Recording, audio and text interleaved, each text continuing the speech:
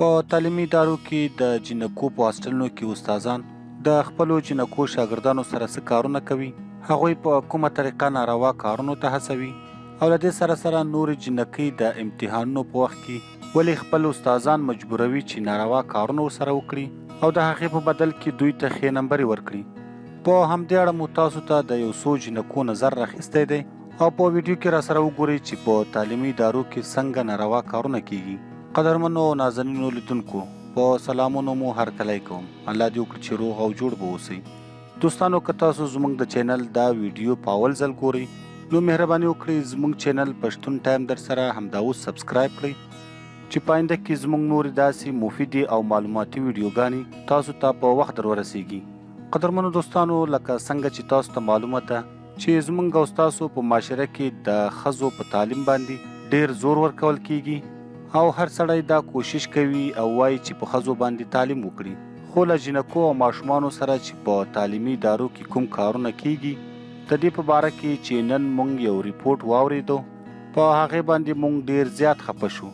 معاشره دومره کمزوره شوې ده چې د سکولونو، کالجونو او پوهنتونونو د استادانو هوس تر دې حده رسېدلی دی چې خپلې شاګردانې ترې نه دي محفوظه. د رپورټونو له مخې په اسلام آباد کې یوه انجیو د 2013 کال له مخې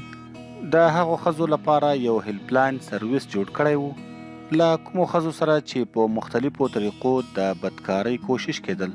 د دغه انجیو مشر وایي چې موږ ته تقریبا 21,000 شکایتونه راغلل چې په دې کې تقریبا 11,000 شکایتونه د تعلیمي ادارو سره تعلق درلود او دغه ټول شکایتونه د جنکو له اړخه ثبت شوي وو. هغوی زیاته کړه چې د پرایویټ تعلیمي ادارو سره سره په سرکاري تعلیمي ادارو کې هم دغسې کارونه کیږي او موږ ته دغسې شکایت راغلی دی چې په دغو کې اکثره جنکو د خپلو استادانو څخه شکایت درلود چې د هغوی سړي استادان کوشش کوي چې هغوی په یوه نه په یوه طریقه باندې بلیک میل کړي او بدکاري ورسره وکړي او ویل کیږي چې په دغه سلسله کې به د پلټنو او انکواري لپاره کومه کمیټه جوړه شوله، نو په هغوی کې به هم د استادانو په شکل کې داسې ځناور شامل وو چې هغوی به نور هم د دغو جنکو څخه ډیمانډ کول او د خرابو کارونو کوشش به ورسره کول. یعنی په دغه اداره کې یو هم داسې کس نه و چې هغه د انسانیت لپاره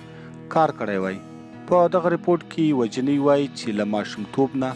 ماته دا ښودل شوي وو چې استادان یعنی د پلار په شانت وي، نو ځکه د هغوی احترام کول پکار دی. دغه جنۍ زیاته کړه چې هغې کله په یونیورسټي یا پوهنتون کې داخله واخیسته نو هغې ته د خپل استاد هغه شکل په نظر راغی کوم چې هغې د دې نه وړاندې نه و لیدلی او نه یې هم د دې په باره کې سوچ کړی و. د راولپنډۍ له یوې بلې تعلیمي ادارې سره تعلق لرونکي جنۍ وویل چې د هغې استاد په هغې باندې دباو یعنی زور اچول چې له هغه سره دوستي وکړي. هغه وایي چې د شپې ناوخته پورې به یې ټلیفون هم راته کول او میسیجونه به یې هم راته لیږل او نو کله چې مې دغه استاد ته مثبت ځواب ورنه کړ نو زه یې بیا وروسته په امتحان کې په ډي ګریډ سره پاس کړم، یعنی ډېرې خرابې نمبرې یې راکړې. دغه جنۍ زیاته کړه چې زه یوازې نه یم چې د داسې مسایلو ښکار یم، داسې نورې هم ډېرې جنکۍ دي چې د داسې مسلو ښکار دي چې د خپلو استادانو له اړخه داسې ناروا کوششونه کیږي.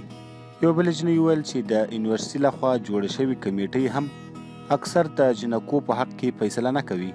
بلکې هغوی هم د هغو استادانو په حق کې فیصله کوي کومو چې دغسې غلط کارونه کړي وي. د دوی مطلب دا وي چې تعلیمي اداره له ناروا کړنو څخه وساتي، خو په داسې حالاتو کې دغسې ناروا کړنې د استادانو له اړخه نورې هم زیاتیږي. ویل کېږي چې حکومت د دغه کارونو د مخنیوي لپاره له 2013 کال څخه په 2019 کال کې یو په 2 شکایتونه موصول کړي دي چې په دغو کې تر ټولو نه زیات شکایتونه د پنجاب صوبې څخه دي او دا هم ویل کېږي چې په ناروا طریقې سره د بدکارۍ کولو د کوشش زیاتره په دغه وخت کې راځي کوم وخت کې چې د امتحانونو ورځې وي. په دغه وخت کې استادان خپلو شاګردانو ته د نمبر ورکولو لپاره هغوی محتاجه کوي او بیا ورسره ناروا کارونه کوي. په ریپورټونو کې ویل شوي دي چې د پوهنتونونو هغه جنکۍ چې ماښام بیرته کور ته ځي د هغوی لپاره مشکلات یو اندازه کم وي، خو بیا هغه جنکۍ چې د لرې پرتو سیمو څخه پوهنتونونو ته راځي او په هاسټلونو کې شپې کوي د هغوی لپاره مشکلات ډیر وي، ځکه استادان د هغوی نوري هم مجبوریانې پیدا کوي او کوشش کوي چې له هغوی سره ناروا کارونه وکړي، او حتی په دغو هاسټلونو کې جنکۍ په سیګریټو او نورو نشهیي موادو هم عادت شوي دي او همدغسې یې ژوند برباد شوی دی. قدرمنو دوستانو، زموږ نننۍ ویډیو تر همدې ځایه وه. که غواړئ چې په آینده کې زموږ داسې معلوماتي او مفیدې ویډیوګانې تر تاسو در ورسیږي، نو مهرباني وکړئ زموږ چینل پښتون ټایم همدا اوس سبسکرایب کړئ. تر بلې ویډیو مو په لوی او بخښونکي رب سپارم.